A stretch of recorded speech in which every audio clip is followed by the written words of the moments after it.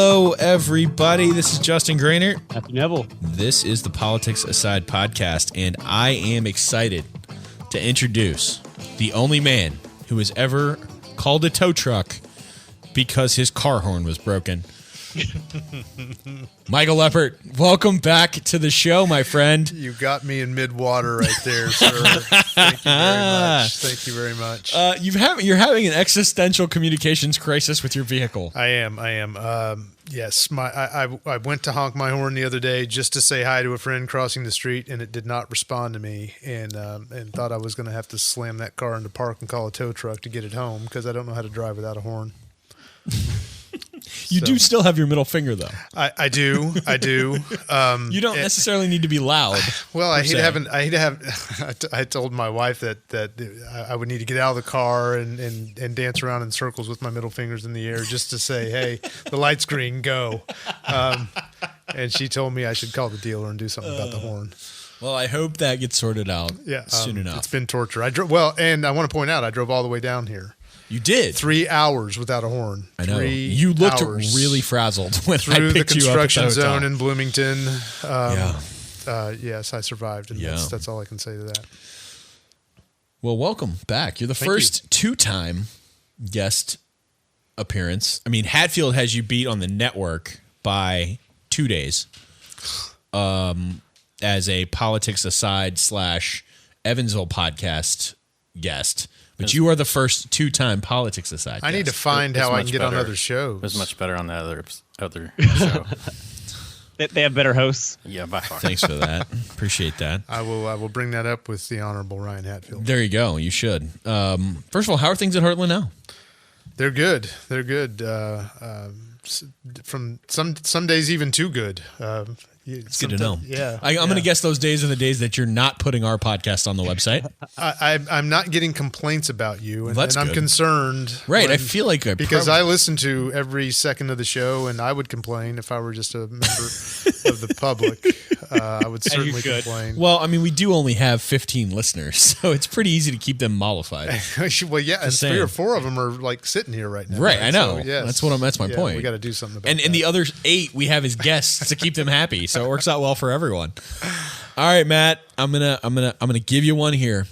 We talked briefly about my challenge to you as a Democrat to win a race somewhere, and then I'd let you speak on anything pertaining to electoral politics. And man, last night was a bad night for Republicans. Yeah, we not only won a race, we won a whole hell of a lot of races. We won the governor in New Jersey, governor in Virginia.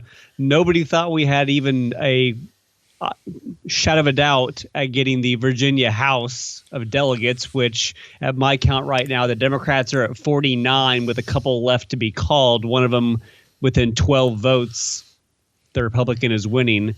They're up and down the ballots. It was quite a night for Democrats. It was. I will agree. It was a good night for you guys to get some momentum moving. I still say you can't get that excited because New Jersey is a fairly blue state, all in all. Virginia is a pretty bluish purple state, all in all. I think Chris Christie was sort of an anomaly. He wasn't a real conservative guy. Virginia had a Democratic governor. But yeah, if you are a Republican and you don't see this as a big red shit moment going into 2018, you are not paying attention to what is going on. Michael, give us some snap reaction. What's your take on last night and the electoral happenings around the country? A lot of talk about this today, obviously, and last night. The governor's races are big, but there are a lot of signs that are more troubling than that. I think one thing is the margin. I think in Virginia, 9 points is every bit of twice what they thought it would be. It sounds awfully familiar to 2016, only in reverse. Yeah, because they all thought Hillary was going to win big or Trump was going to squeeze by barely, and Trump won pretty sizably. And down ballot. Right. Down ballot is the bigger thing for me. We spend a lot of time in the state house here in Indiana, and that's a big 66 seats that they had on the Republican side, and on their best case scenario, I think they're down to 51. They lost at least 15 seats. That's huge. African American wins a mayor's race in Montana. Right. Transgender candidate beats a longstanding conservative and author of the bathroom bill in Virginia. I don't have a problem seeing that guy go, though. No, and I don't. Well, and America shouldn't. Right. That's what should happen. Right. And, I wish more Republicans were thinking that way, or we wouldn't have Roy Moore down in Alabama probably getting ready to go to the Senate. If more Republicans thought my way, Mitt Romney would be president. We wouldn't have Obamacare, and the world would be a lot better off because we wouldn't have Donald Trump. So thanks, Obama, for that too. Yeah, that's right. I did it. I went full circle. Yes. I went full circle. Gosh, this is going to be a 3-hour episode tonight. I'm going to we tape after 7 p.m. Leopard. It all goes off the rails quickly. I think it's. I honestly believe that there's no other way to look at this as people showed up to vote against Donald Trump. I think you're exactly right. Yeah, I mean, there's no way to candy coat him. Paul Ryan coming out today saying we're sticking with him. Boy, wow, that's bold. Well, I'm looking at a tweet right now from our friends at Fox and Friends. Laura Ingram is saying that Ed Gillespie lost because he never fully embraced Donald Trump. And that's what Donald Trump said. What? That's what Trump tweeted out. He said, Ed Gillespie worked hard but did not embrace me or what I stand for. Like 20 minutes after they called the race, he was already spinning it as of course Ed Gillespie is Trump light, and that's why he lost. Dear God, yes. Help us all. Yes, it's awesome how he can convince himself of black as day. Wow. So anyway, it was a bad day for Trump. It's a bad day for people who think he's going to carry him through next year. And what I've been saying since March, since I was here last, the biggest problem with Donald Trump is I don't see how he gets back what he's lost. That I think is a very valid point, and that is the thing that I think my fearless co-host has not made a valid point on yet, which I was hoping he would get to eventually. But I'm going to let your boy do your dirty work for you there, Neville. I let the smarter people talk above me. But I think you're right, and I think that I do think that the people that are on board are never going to go anywhere. And I think the one weak spot that the Democrats have right now, and I think you saw it last night too, is they do not resonate in rural America right now. And a lot of the pickups that they had were in places that are typical Democrat jurisdictions. I mean, the one 26-year Republican, that's sort of one of those you could chalk up, but it was still in an urban setting. It was not.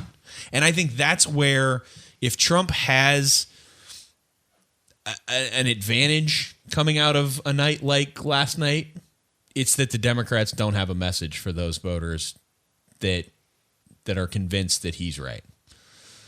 That's a challenge. Now, is that enough of an advantage to keep the House from flipping? I'm a lot less comfortable with my prediction than I was 3 weeks ago. I still think it's an uphill climb for the Democrats, though. I mean, you're seeing Donna Brazile wrote a book basically throwing kerosene on what's left of Hillary world. Bernie's still fighting with God knows what, and he's still not a Democrat. So, I mean, this is another one of those, the Republicans are in disarray, but we get the advantage that the Democrats are probably as much a disarray or more. Well, I think I'm frustrated. I've spent a lot of time in the last 10 days or 2 weeks talking to people who are mad, Democrats, traditional Democrats who are mad about the primary and the Bernie thing and DNC and the Donna Brazile book. Mm-hmm. Donna Brazile, I don't think has staying power. No, I don't think that people are going to be in the Democrat Party are going to be looking to her for guidance a few weeks from now. I think that's going to fade pretty fast. I think that if Hillary can close out her book tour and let Perez and the people heal up and understand the thing that they have to have is unity. That's the key. They can't come in with that divisiveness, and I think it's far easier for the Democrats to put together some cohesive package of this is what we're going to do, and we're going to work on turnout. I think they have a chance of doing that. I don't think that the Republicans even have that at their disposal right now. And the fundamental thing, and I talked about this morning with a group in Indianapolis, if across the board turnout is high, the Democrats are going to have a great year in 2018. Mm-hmm. They had good turnout yesterday in the states where they had elections, and they swept. And that is a very that is a consistent predictor anyway. Oh yeah. And so if it's a high turnout, it's a bad day for Republicans. If it's a low turnout, it's a bad day for Democrats. It's always been that way. And so the angry voter now, who is that? Last year we know who that was. Right. Who is that now? And who's it going to be? Who's it going to be in 2018? Right. I was going to say we got a whole year to go. Right. And this could all turn back on its axle pretty quickly. It could. So we got like I said, we got a long way to go. But Matt, I can no longer say you haven't won a race. So I get your point of that where the Democrats won last night is in relatively Democratic areas or places where Democrats have won before, and that doesn't really give us a sign towards the House. But my counter to that would be something that I've said probably 1,000 times on this show, which is that the Democrats in the House need 24 seats to take back the House, and 23 seats are held by Republicans where that district voted for Hillary Clinton. Right. No, and again, I'm giving you credit. I'm just saying, like, in the areas where Democrats did well last night, they weren't in the sort of the rural areas where you're going to need to clear some seats. Because right now, if you think you're going to sweep all 23 of those seats, you're crazy. That's virtually impossible to do. We won't. So, and again, that's where I'm saying the weakness in the argument is if you're not winning the races in rural areas in this country because you can't message to them, that 23 becomes a lot harder to get, which is my only argument. I am much less bullish. I'm much less bullish on my prediction than I was before, mainly because all of the not crazy Republicans are saying, "F it, we're done." Right. The retirements. That's what I was going to say. Retirements are piling up. That's really scaring me a lot more than last night. Quite frankly, in terms of Paul Ryan staying speaker. I'm drawing a blank on the name, but somebody announced their retirement yesterday that immediately moved in the Cook Report the seat from comfortable Republican to toss-up. Oh yeah, and a lot of them are. And these are people that are in the count, way off on one side of the board where you're not even thinking about it, and all of a sudden it's a race. Yep. Just because they've decided to get the hell out and live a normal life for a change. You are exactly right. So yeah, we got a lot of time to talk about a lot of this stuff. The one last thing I would mention about last night on Election Day, the 7th, is that even with all of the Republican losses, none of that was still the worst thing that happened for the Republican Party, because I would say that Donald Trump getting 280 characters on Twitter is far worse for the Republican Party than anything of what happened last night. Wow, I had put zero thought into that until you just said that. That's awesome. That's an awesome thought, really. Do I need to say it again? I mean, do I need to ask Twitter to do us all a national security favor? It happened for 11 minutes. Right. It happened. Now, it did, and I think that for a while there we were all sort of quietly rejoicing. But here's what scares me about that: you have some disgruntled punk that's leaving Twitter that has the ability to screw with the president's Twitter feed. What if it wasn't, I'm going to turn it off for 11 minutes. It's, I'm going to count down a nuclear strike on North Korea by Twitter. Because guess what? There's nobody on the planet that doesn't think Donald Trump's dumb enough to do that. Then what happens?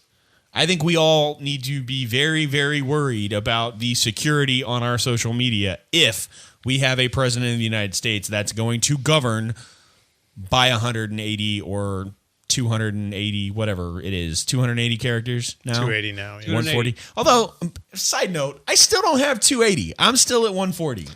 I don't understand what's happening here. But I think I made a call on Twitter and made sure that they kept you at 140 for the sanity of everyone else on your Twitter page. I don't tweet that much, in fairness. But back to my larger point. That to me is way scarier than anything else. That's a question Al Franken should ask the social media platform companies in the next hearing. Can you've got connections, right? You can make that happen. I can make that happen. Yeah, make it happen, buddy. Yeah. I'll write it on a napkin, slip it into the committee hearing right before it starts. That's how I do it. I like it. So, you're kind of becoming a big deal in this national world of what happens if Mike Pence becomes president. You're like the face that runs the place in this conversation. It's hilarious. I see Michael Leppert popping up in the New Yorker magazine. He's all over the place. He's the guy with all the answers. So we got to book him while we still can, while he'll still come on our show. That's what I'm before he's saying. big time and is guest hosting The View and all that kind of stuff. We got to get him while we can. Why do you think I schlepped him to dinner tonight beforehand? I got to wine and dine this guy. I will rule The View one day. So tell us about this. Like, give me some thoughts about A, how this all came about, and B, kind of what's your take. Well, I got to tell you, before I lose track of it, I had this weird experience. I don't go to D.C. as often as you are forced to.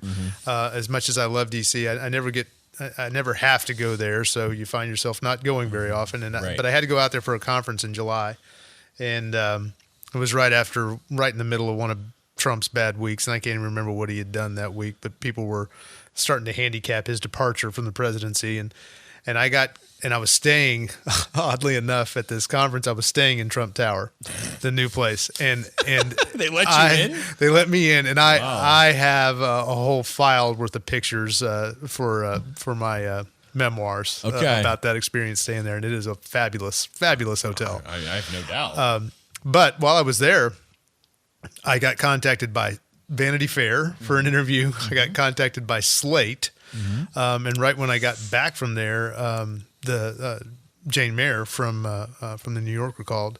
It's been a long time since a reporter called me that I knew who she was before. Right. It's like the New Yorker. Right. I've heard of the magazine, but wow, I even know you. Right. I know you personally. Let's chat for a while. But anyway, that was a odd week. Yes, I have become the Pence antagonist here in Indiana. It's a role somebody has to have, and I'm happy to do it. That's true. It's been fun. So what is your take on this? Comprehensively? This is your show, man. I'm giving you the platform. If I had known that, I would have trying to set put together you a up PowerPoint here. This is a podcast, not a visual show, though. So we're going to have to ramp it up. All right. The funny thing about the Pence thing is once you start really paying attention, he came under my watchful eye just because I'm a government type and he's not a good manager of government. And so you notice one mistake and then you start paying really close attention and you start critiquing it and keeping track of it and writing it down was a big thing. I was writing columns when he was in the throes of his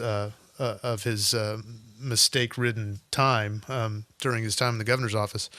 And it piles up. And I've never in all of my time, I've probably written 30 or 40 columns about Mike Pence over the last 4 years. I've never been challenged on facts. For those listeners that don't recall the first time Mr. Leppert was on the show, he has written a book, and you should check it out. Back to that. And most of the articles that he is citing in the book is actually in the book. So get the book. Yes. And read it. Yes. So it's because of the book and because of the website and the columns that I've written, I've got sort of a library, a chronology, and I've had a lot of these interviews that I'm talking about, I get called and they say, well, what about this? And it's like, hey, I wrote a column about that. I wrote a column about, so I've got an encyclopedia of the missteps of the Pence years here as governor and since then. So yeah, I did not set out to be that person. And I do believe that Mike Pence would be a better president than Donald Trump. I told you. We had this hot question on there, and our boy over here seems to think that Donald Trump is still a better option than Mike Pence. Hey, in my house, my wife thinks that. My wife thinks that. But do you remember my reason, though? Do you remember my reason? Is because that Mike Pence still believes everything that Donald Trump does, but Mike Pence actually understands and knows how government works. Therefore, he can actually get things done. Donald Trump has obviously in the past year proven he can't get anything done. And frankly, the things that he's trying to pass, it's a lot better that he doesn't get them passed. Yeah, I go back to the much larger point of we're putting a rational actor back in the most rational job in the world. We're not going to be governing by freaking Twitter. We're not going to stoke a nuclear war with North Korea on 140 characters of a social media platform. We will put the traditions of the presidency back in front where they belong. And quite frankly, you know as well as I do that there is a wing of the Republican Party that believes a lot of the social stuff that Mike Pence does, but there are a lot of them that don't. And if you think this Congress can get anything passed already, and you think somehow Mike Pence is going to orchestrate this sort of running amok of social values on our country, you're not paying attention. I'm saying Mike Pence would have gotten an Obamacare repeal done. I honestly believe that he would have gotten that done, and tax reform probably would have already been done. I don't think that he does, because I don't think they have a plan enough to pull it off. And we can still argue the merits of repealing Obamacare or not. That's a whole other issue that I've said we're not going to discuss again. But I don't think the Republicans can do much of anything in terms of actually governing, because there's an entire wing of the party that has no interest in governing. So I'm with Michael on this one. I'm all in on President Pence at this point. If I have to pick between the two, well, and that's all day long. And that's the thing. We don't have to pick right now. We just we're just kind of hoping to see what happens. Yeah, it's true. It's a pleasant thing to avoid, really. But I still, and I remember us talking about this back in March. I still don't think that Trump gets through 4 years. I just don't. No. Not a chance. So I believe that Mike Pence will be the next president. I don't think he will be after 2020, but I think he will be the next president. I was listening to a competing podcast this morning. I will admit, The Daily from the New York Times. Okay, I love that you put. Podcast. I love how you put the New York Times as a competitor to our podcast. That's fantastic. Hey, there are mornings when I've got to choose between The Daily. I love it. Or Politics Aside, and sometimes The Daily loses. That's what I'm talking about. This is why Michael Leppert's my homeboy. Yes. Today was not one of those days. Fair enough. That's fine. So I was listening to The Daily, and it was a show about a transgender young person who was murdered in Iowa. Okay. Last March of 16, and trial just wrapped up first part of November. And I learned something about Attorney General Jeff Sessions during this episode. Okay. That he actually has a problem with a trend of hate crimes, bias crimes against members of the LGBTQ community. Mm-hmm. I did not know that. And he, in the process of this trial, sent out one of the experts on these kinds of crimes out to Iowa to assist and help argue the case to convict. They did not charge him with a hate crime, but he was charged with first-degree murder, and I think he's awaiting sentencing, but I believe they're expecting life in prison for this guy. For a young transgender teenager, high school person, I can't remember the young person's name, but that is something that I learned, and I'm amazed here in Indiana that if Jeff Sessions can be supportive of doing something and taking action on bias crimes, that the state of Indiana can't find a way to pass a modest bias crimes piece of legislation. I don't think it's going away. It's not going away. I think it's one of those things that's going to get done. I think that there are a lot of people who believe that that he has all kinds of discrimination in his background, chance of racism. Well, he was in Indianapolis this week. That's the greatest talking shit you have. And right, wrong, or indifferent. Right. So he has those problems, but he's standing strong on this. He believes that they are connected to violent crime. It's something that he thinks the Attorney General's office ought to be doing something about. And I've been bad-mouthing Jeff Sessions for so long now. He's like Mike Pence's twin brother for me. But I got to give him a shout out for standing up for that. And if he can do it, we can do it. I'm glad you brought that up. That's awesome. And I remember, Matthew Shepard. When that happened, I was growing up, and it just never made sense to me either. So, I'm glad you brought that up. That's really it's really insightful, and I'm glad that we have, for everybody that wants to point fingers at everybody in this Trump administration, they're not all bad all the time. There is some good going on. You just can't really dwell on it because the media won't let you, because they got to make money too, and a lot of things are just not really defendable either. So you've got some of that going on too. But coming from Michael Leppert, Wow. Didn't see that coming. But Yes, nicely done. yes. It's really just a ploy to irritate Mike Pence all that much more. Like that I can find the good in Jeff Sessions, but not in Mike Pence. No, but that is something that they should be proud of. Right. They should be encouraged, and I'm happy that he has that on his resume. Well, now. and I think you've got some gaining momentum. I think in the State House. Yeah, I think the tide is turning. It's one of those deals you're never going to get it on the first crack, and you still got you have the crowd that thinks it's already there. You have the crowd that thinks it doesn't matter and we shouldn't do anything about it because a crime is a crime is a crime. And then you have the people that want to try, and you know, like anything else, it's one of those that's going to take some time and some further understanding. And I think we're a lot closer to it now than we were before. And when you have the Speaker of the House come out and say, we're going to do something, that he'll at least publicly admit we're going to do something, I think that's pretty telling too. He did it in Evansville this spring after session was over, and that whole thing went south again. So hopefully we can get something done on that front. I'm optimistic. Same here. All right, we're going to take one quick break, and then we are going to be back with Michael Leppert. Stick around. Hey everybody, this is Big Randy with the Smarts Project. I've provided security and transportation for some of the biggest names in the music industry. I'm John. I've been a musician for over 20 years, playing everything from metal and punk to bluegrass and country. We're bringing you a podcast about some of the weirdest myths and legends that the music industry has to offer. Join us every week when we talk about everybody from Aretha Franklin to ZZ Top. No artist is safe. No band is sacred. This is Tall Tales and Music Mythology. Welcome back. This is Justin Groenert. This is Matthew Neville. This is the Politics Aside podcast. We are with the ever fearless leader of Heartland Now, Michael Leppert. Again, we appreciate you making the drive down tonight. I love Evansville. He does love Evansville. It's on record, as you should. It's no joke. I eat great when I'm here. You do. We take good care of you, man. So you touched on it a little bit. Donna Brazile has written a book that. What the hell? Name. It's a great That's name. what it should be called. What the hell?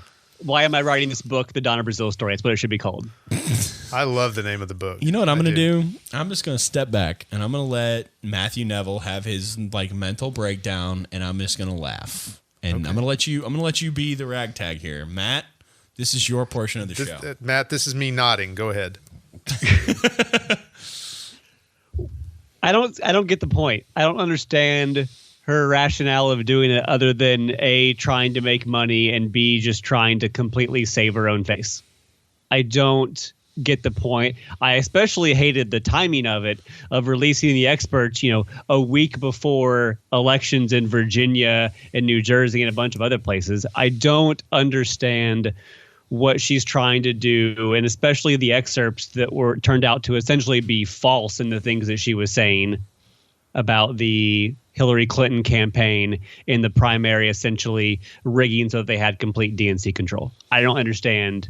Well, maybe if Hillary Clinton didn't set the bar for crappy tell-alls where she, quote unquote, takes responsibility for the fact that she lost the presidency, but then spends 700 pages blaming everyone else for it, maybe Donna Brazile wouldn't have felt so compelled to tell her own story. I'm just saying. I'm going to step back. I thought you were sitting this one out. I'm going to, well, when you tee me up so well, I have to jump in. I'm back out. Discuss amongst yourselves. I'm at a loss too. I don't understand the value of the book. As someone who wrote a valuable book, that no one's getting rich off of, I can tell you I don't understand to what end that she wrote the book, that she's promoting it, when she's promoting it. I found out in the book business the hard way that books sell slow. She didn't have to release it when she did. She didn't have to go on her tour when she did. She didn't have to put those excerpts out. And I don't know what she was trying to accomplish with that. And to me, that comes crashing down around the credibility tree. And so I don't think much of it, and I don't think much of people who are subscribing to what she's saying. I actually do kind of agree, but as well as I do, if you have a way to add to the intrigue of your book, you do it. You mean like giving interviews on Mike Pence repeatedly over and over again ever since your book came out? I mean, that kind of thing? That thing, yeah. I'm no Donna Brazile, but I'm trying, right? And then let's touch on this. Let's touch on this. There is a book coming out on November 14th titled The Last Republicans. in which George H.W. Bush and George W. Bush basically take President Trump to the woodshed. Those excerpts hit right about the same time as Donna Brazile did, right before an election, 2 weeks before Thanksgiving. The book comes out on the 14th. I may or may not have pre-ordered it on Amazon the minute I read the interview. It's what you do. It's how you sell things. That's the way it goes, man. I don't disagree, but I mean, to me, it seemed like the entire premise of the book was her trying to make it seem like that she was trying to prevent things from happening while they're happening. I wouldn't be surprised if in the book she said that she warned Tarkin that the design of the thermal exhaust port left the Death Star vulnerable to the rebels. What just happened? What was that? Again, this is me. I'm dropping Star Wars. No, this is me just shaking my head in shame. That was a Star Wars joke for those listening. Well, first of all, we only have 14 listeners because Leppert's here on show right now, and I'm not sure any of them got what you just said. I do think that I think if Donna Brazile knew what she found out, she never would have done it. And I think when Hillary is running around throwing everything she can under a bus, that I can't blame her for writing the book. But those are two different things, though. What you're talking, Hillary Clinton's book was about the general election. Donna Brazile and the excerpts were about the primary. Those are two completely different things. I'm not sure why you're conflating the two. Because I can. I even got Leppert on that one. I had a profound thought I was about to throw out here. And then I ruined it. Lost. I'm sorry. Yeah, it truly is lost. Sorry. You're right. But I do think she was put in a really bad spot, and I think that she took a lot of the blame when really Debbie Wasserman Schultz should be banished from ever doing anything again. She's pretty much a horrible, horrible person. So I don't really have a problem with Donna Brazile torching Earth on her either. I'm not going to lie. I've never been impressed with her as a member of Congress or anything else. So, but then wasn't the greatest party chair in the world, and that's putting it very softly and nicely. So I'm a little more sympathetic to Donna Brazile wanting to save her own face a little bit. The timing, to your point, I get your anguish. Welcome to the club, because Republicans trash Republicans all the time. Well, alleged Republicans trash Republicans all of the time. So, Are you the alleged or the Republican? I like to think of myself as the actual Republican, whereas Donald Trump is not anything but Donald Trump. I don't know. He's not a Republican, but well, it's a little frustrating because the purpose of the book, it does get lost, and the timing wasn't good. But what are you trying to communicate here? I don't get somebody who still is interested in the platform issues doing something that clearly damages their ability to be successful. I don't really understand that purpose. No one out in the hinterlands was sitting around saying, "Boy, I just can't wait to find out what Donna Brazile says about last year." Right. Most people did not identify last year with Donna Brazile as either the problem or the problem solver. Mm-hmm. So the book, the stories could have been told without being shock value and those sorts of things. She had a reputation that was different than that a year ago, mm-hmm. and I don't think that she did herself any long-term good here. No. I don't. Well, I don't see it helping herself nor helping really anyone else. It may help her pocketbook some, but and I think at this point, that's all it is. I think she's done. Sure. I don't think there's any scenario where Tom Perez goes back to her for anything. Well, especially now. And I think if you're gonna do even before then, I think she was done. She was done the minute she took this gig. Why buy the book though? We already know the best parts. But I mean, there's no reason to buy it now. But good point. Well, at that point, somebody's going to read it and someone's going to say it, whether she gets on there and touts it or not. I really do like the name of the book. I got to give her that. And have you seen the cover? With the White House upside down? Oh, no, I did not catch that. Oh, it's you want to talk about never judge a book by its cover? This is an excellent cover. The White House upside down on the top of the book with Not hacks gonna lie, written I pay across. attention to book covers Dude, now. It's great. You'll buy it. I guarantee you'll buy it. I'm gonna pull it up for Look Leppert good on my right shelf. now. I'll look at that. Yeah. Good marketing. Good marketing. Yeah, absolutely. So we have another United States senator that got assaulted over the weekend. In one of the stranger scenarios ever, Kentucky Senator Rand Paul was beaten up by his neighbor over what the neighbor's lawyer is calling a dispute over lawn care or something. It's not a political fight, apparently. Yeah, so that happened. I don't know what you do to break 5 ribs on a United States senator. It's up to 6 now. Oh, it's 6. Okay. It's 6 ribs now, which Yeah, is that's not as someone good. who's cracked a rib before, I can tell you it's awful. I can't imagine 6 broken ribs and how immensely painful that must be. Yeah. Not cool. Definitely not cool.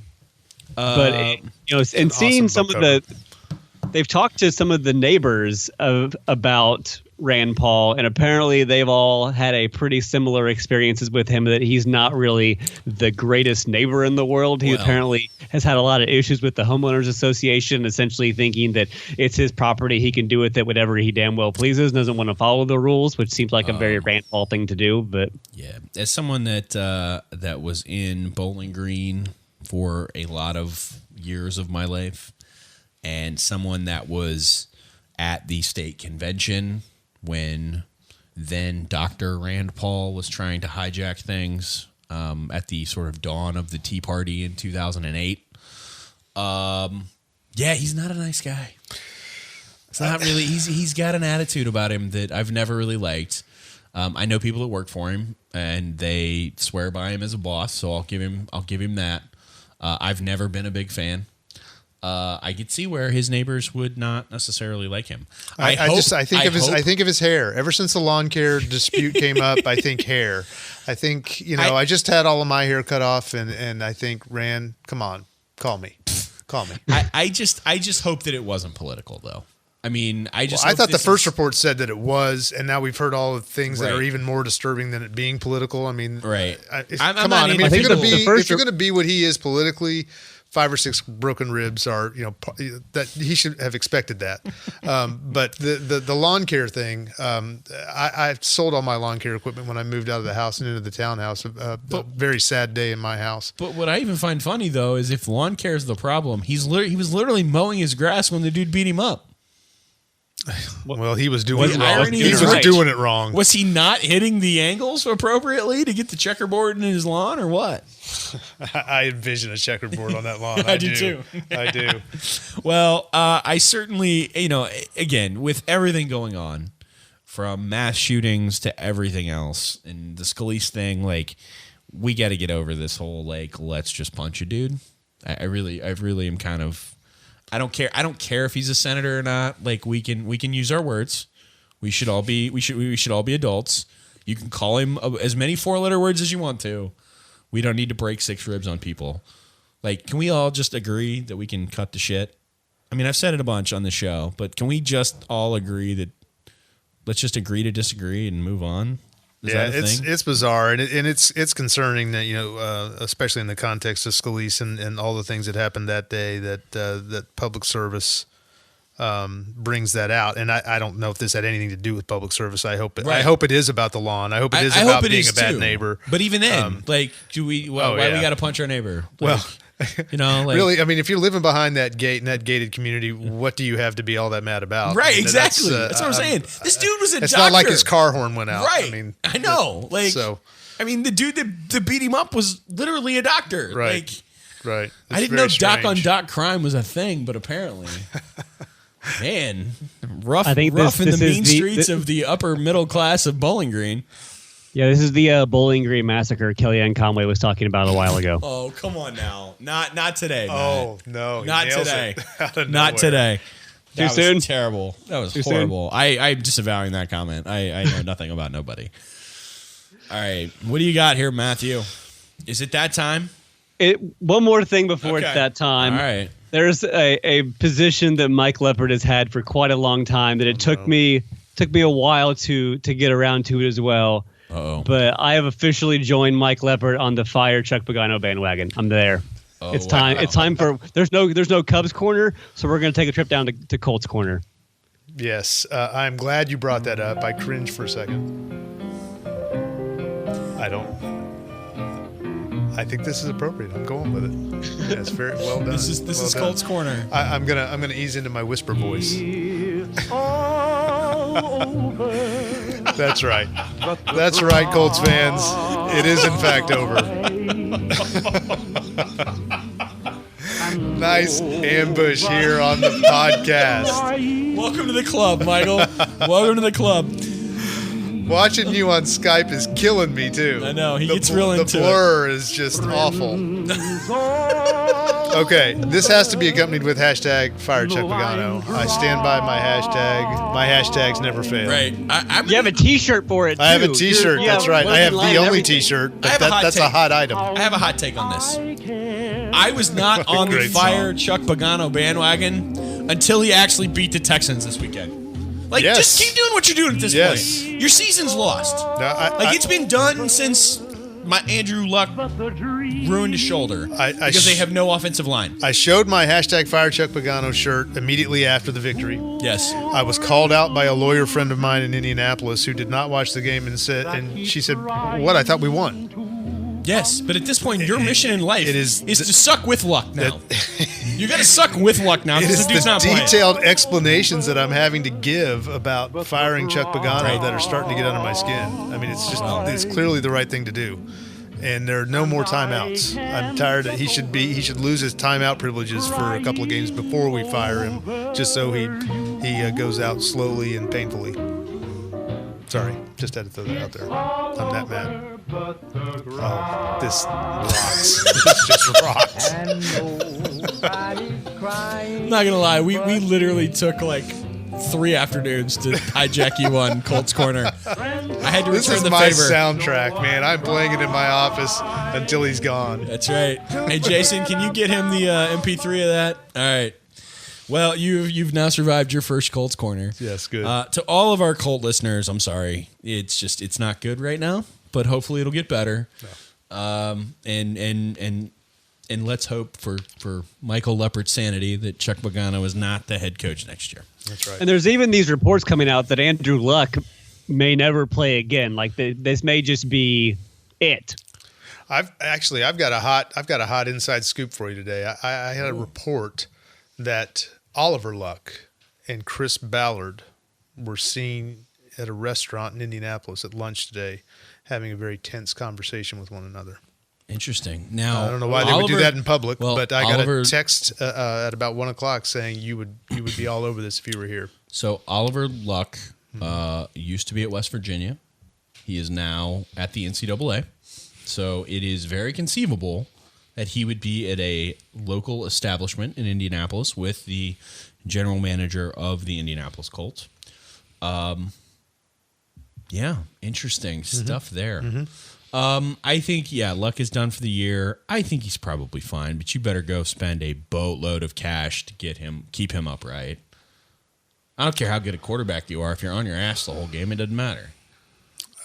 I think we have 3 more wins with a better coach just this year. Oh, I agree. Yeah. I completely agree. And that's without him. And I would shout out to Jacoby Brissett. I had no idea what he was thinking when he made that deal at the end of preseason before the regular season started. I thought he was crazy. He got traded. Well, I know. I don't know how we got him. Oh, right. I thought Ballard was out of his mind trading for a backup quarterback, heading into the year and getting rid of a first round flop of a wide receiver. Right. But still, he is overachieved in my opinion. He has played well enough for us to have won 6 games by now. I mean, have you seen the Colts backup quarterback before Brissett? What was his name? I've blocked his name out of my memory. Scott Tolzien.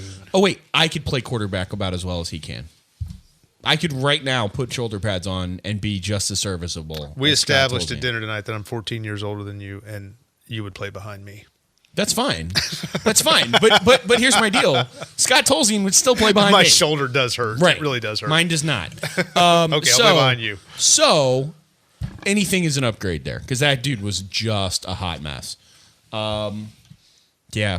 I'm still waiting for the shoe to drop on my Cowboys. This whole is he or isn't he Ezekiel Elliott dance is a little ridiculous. But you know, we're playing decent football. The Cowboys. I know. I'm sorry. I didn't either. That changes the whole dynamic of this show. We all can't be perfect. It's fine. I don't know if I can continue this. This is game changing. Well, let's just keep it real. I am much more of a Notre Dame football fan, and they're really good too. For those of you listening, he is wearing Notre Dame gear right now. I am. So shout out to my Irish for being 8-1 and blowing people out. Like Wake Forest. Speaking of the Irish, I'm going to put Mike Leppert on the spot. What's a better movie, Hoosiers or Rudy? Oh, God. I'm going to have to very, very careful with your choice, Leppert. I have to choose one or the other, like Pence or Trump. Oh, wait, I got to choose. Like I had to go on Facebook and pick bacon or cheese? You're right. You're damn right you got to pick one. I will pick Hoosiers. Yes! Yes! Victory is mine. He's only saying that because he needs a ride back. Hey, we have Uber in this town. Let's be real. He doesn't need a ride back. We have Uber in Evansville. He can Uber it. He doesn't need me. Thank you. I will say for Hoosiers. validating my my vision there. Thank you. But for those who and don't I am know, wearing a Notre Dame pullover, so it's not from a lack of disliking Rudy. But Hoosiers is the best sports movie ever made. Let's be real. I didn't say that. I know you didn't say that. And You I picked just want to between tell the two. everyone at home that Rudy, in the end, does get in the game. I know. Rudy. Spoiler Rudy makes a alert. sack. Spoiler.